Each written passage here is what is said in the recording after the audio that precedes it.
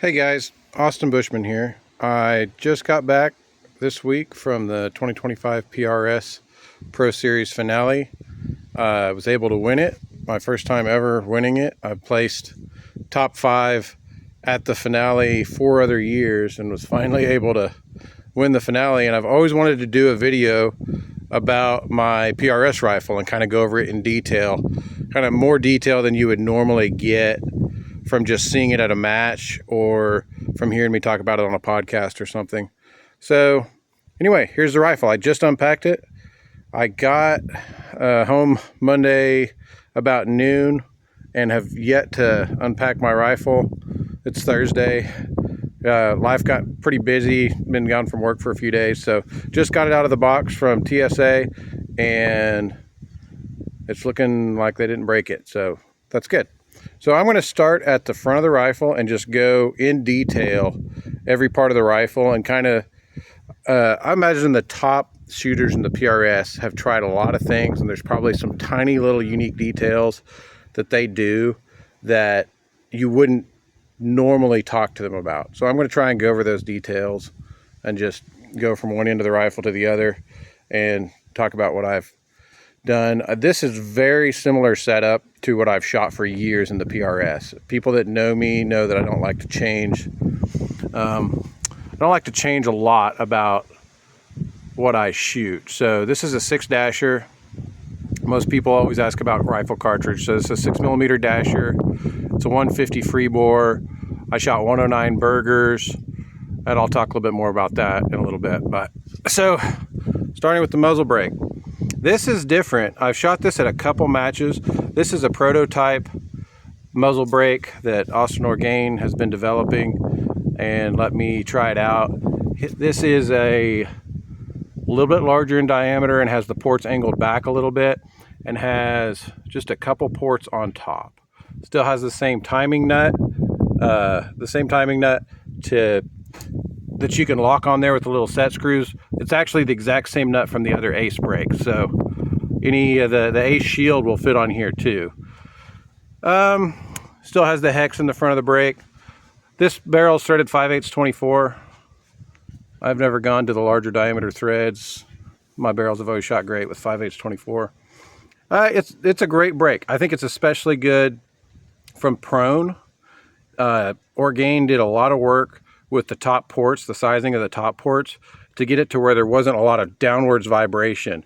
A lot of the really aggressive brakes that have a lot of gas that go up will really hammer your barrel downwards, and you get a lot of weird vibration while you're trying to watch the bullet go down range. So that's one of the things I think the brake does really good is from prone shooting, it's really easy to watch trace, to watch the bullet fly, and to spot impacts.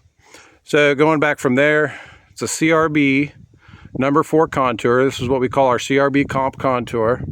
It is 28 inches long, 5/8 24 muzzle threads. It has, it's impact action pre-fit that I chamber and make. This is my 150 free bore reamer. It's a 274 neck. It's a JGS reamer I've used for a long time, and I do a lot of pre-fits that we sell on the website with that same reamer. It's always performed really well with a bunch of different bullets.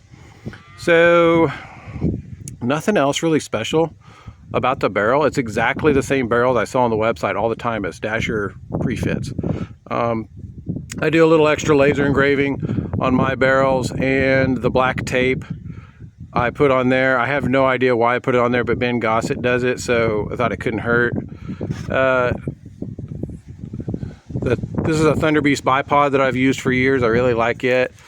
I switch between, I use this bipod the majority of the time, but I also use a Harris bipod on a lot of stages where I need narrower leg widths, and I also use a double pole SkyPod on a lot of stages if I need more versatility with the range of motion of the bipod.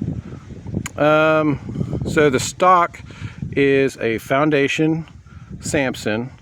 I have something that's probably different about my Samson that you haven't seen, that you don't see a lot of guys running it this way. I have 0 weight in this stock. So the brass, these little side parts are aluminum. they make brass ones, and their weight kit comes with brass ones, and I don't have the brass rail on the bottom. I just have an aluminum rail. I like my rifle pretty light. This is probably less than 20 pounds as it sits, so most of the weight's in the barrel. It balances really nice. I have no weights in the back, and I have no weights in the fore end, and I have no brass in the side rails.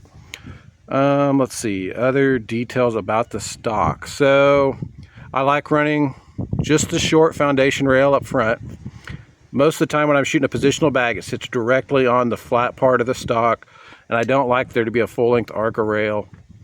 I feel like the stock sits better on a bag if the bag is just sitting directly on the micarta and not on an ARCA rail. Let's see, I usually when I run a rear tripod, I have these little Velcro strips that stick really well. They've been on there for a while, and it gives you a soft spot to put the tripod leg. So I'm obviously left-handed, and that's where, for a lefty, that's where you squeeze your tripod leg up when you're using rear tripod, and I think that helps. Although I've been using a rear Admiral bag from Armageddon Gear for the last couple matches, and every time I used tripod at the finale, I used a rear Admiral, and that if you cinch the rear Admiral up really tight where it doesn't move around on you, then it seems to be the best way I've shot rear tripod. Let me see. Oh, another cool thing about the stock that you won't see anywhere else. I like to tinker, and I like to do my own modifications. So this is an MDT timer that is milled. I had to mill open a little part on the stock, but I like to just listen for the beeps from the timer. I don't need to see the screen, and I don't like to have anything hanging off my gun or off my scope if I can avoid it. So I just run my timer right there. And so when I hold my support bag to start the stage, it's real easy for me to hold the bag and push that button at the same time while holding the whole gun in my left hand. So just really convenient spot to put it while I'm shooting positional, and while I'm shooting prone, it never gets in the way at all right there. Also, I recommend for everybody that's running a foundation, get one of these. I like to have the butt pad slightly raised and slightly angled into my shoulder pocket, but it's so easy to adjust these adjustable butt plates from foundation. So if you've got a foundation, that's really nice to have. I'm a medium sized guy. I'm about 5'10", and this is the perfect length of pole for me as well. You can still add spacers on if you need a longer length of pole. If you need shorter length of pole, you're just not going to be able to use it. But this is perfect. I think their standard stocks come with a 1/2 inch spacer anyways, and that replaces it and keeps the same length of pole. I've been running a Bix & Andy Tac Sport Pro trigger. This is one of the old ones that I got. First Bix & Andy I ever got, and it's never failed me. Really like that trigger. I've never really converted over to the new the new Pro X triggers. So let's see, working from the front back, I think that's basically everything about my stock. I Velcro a little 2-round holder on there. That's pretty much the only customizations. So it's a Hawkins bottom metal, nothing fancy there. A lot of people running that. The action is a left bolt, right port action. It's the first impact action I ever got.